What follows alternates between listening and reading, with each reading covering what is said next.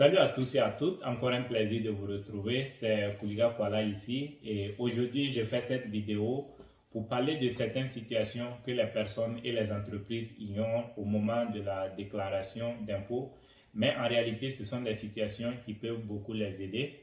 Et donc la première situation dont je veux parler c'est le business loss. Le business loss, c'est les pertes pour les entreprises. Ça veut dire que vous avez déclaré les impôts l'année passée ou les années antérieures et vous avez eu des pertes.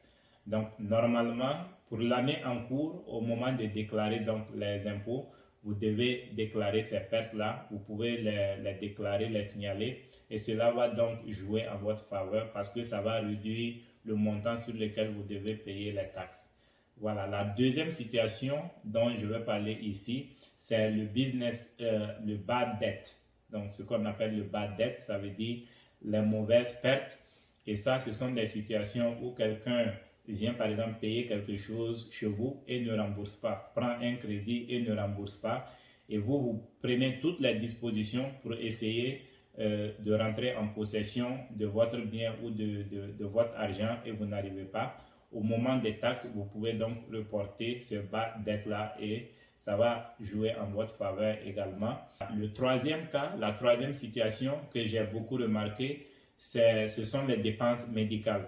Donc pour les personnes qui ont vraiment eu à faire des dépenses exorbitantes pour leur santé, ces personnes peuvent reporter donc ces dépenses et ça va également les aider.